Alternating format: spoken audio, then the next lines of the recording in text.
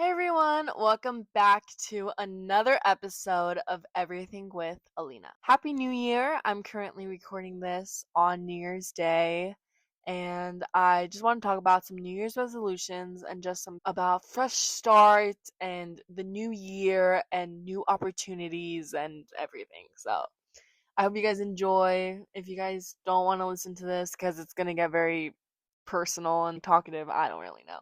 But I hope you guys enjoy. New Year's resolutions. For some people, this time of the year feels like a fresh start. For others, it feels like a reminder of everything they didn't accomplish last year. And for most of us, it's a mix of both. So today, we're not just talking about resolutions, we're talking about why we feel the need to change, what actually motivates us, and how we can move into a new year without burning ourselves out before February even starts. Take a deep breath. You don't need everything to be figured out. Let's get right into it. The emotional weight of the new year. There's something emotional about the end of the year, even if nothing dramatic happened. The act of looking back can feel very heavy. We think about what we didn't do, who we became, who we thought we'd be by now, and suddenly a new year doesn't just feel like a calendar change, but it feels like a deadline.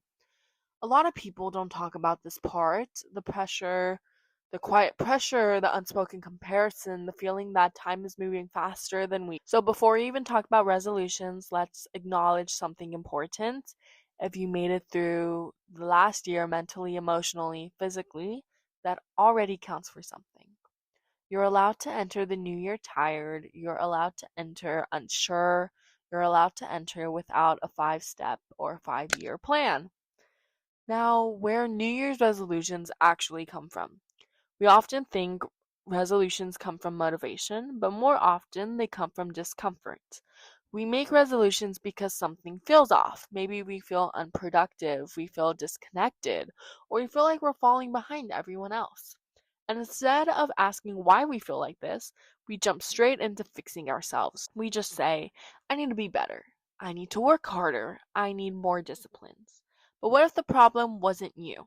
What if you were exhausted, overwhelmed, doing the best you could with what you had?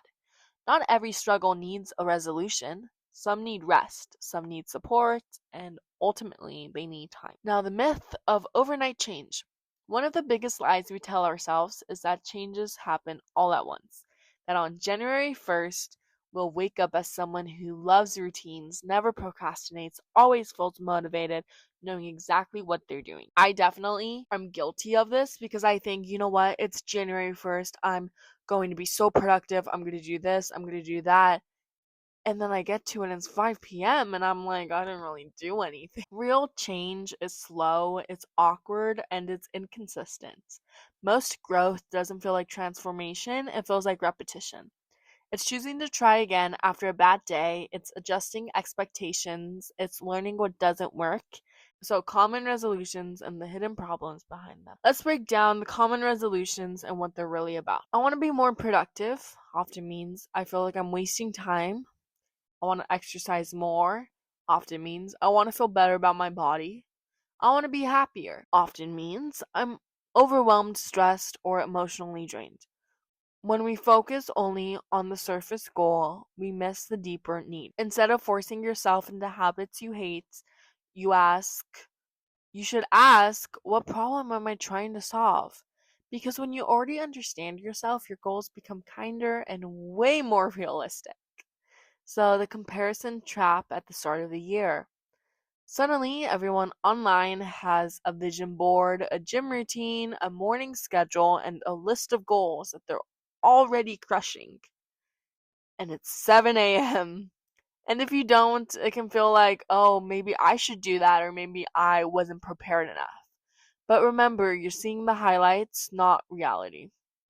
You don't know how many times they've restarted, how many times they're struggling with it, or what support they might have. Your timeline doesn't need to match anyone else's to be valid. Now, what's the difference between discipline versus comparison? Discipline gets praised a lot, and yes, discipline matters. But discipline without comparison turns to punishment. If your resolutions are based on self criticism, they won't last. Ask yourself, Am I doing this because I hate where I am or because I care about where I'm going? Self-comparison isn't an excuse to give up. It's what helps you keep going when motivation disappears. Now, how am I supposed to set these goals? Instead of setting resolutions, try choosing a theme for the year or a few guiding values, questions instead of rules. Some examples. This year, I want to prioritize balance. This year, I want to listen to my limits and I want to build consistency, not intensity. Or you can ask yourself, what do I want more of this year? What do I want less of?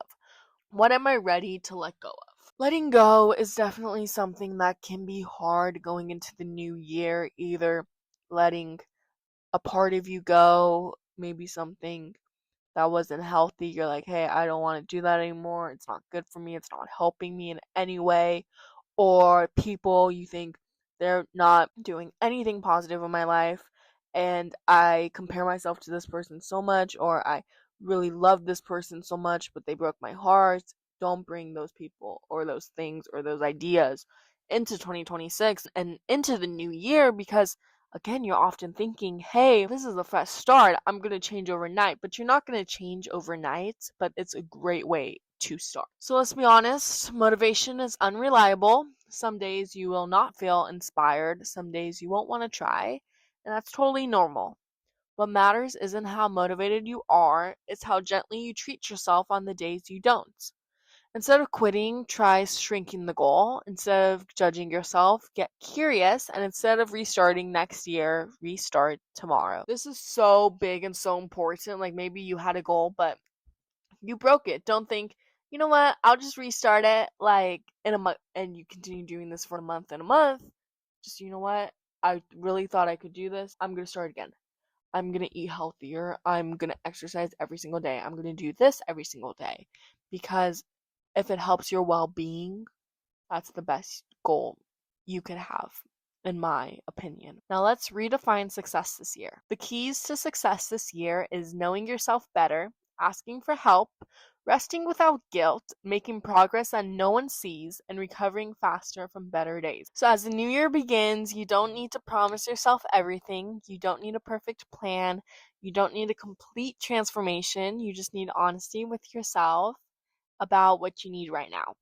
Take what helps, release what hurts, and remember, you can start again at any point, not just January 1st.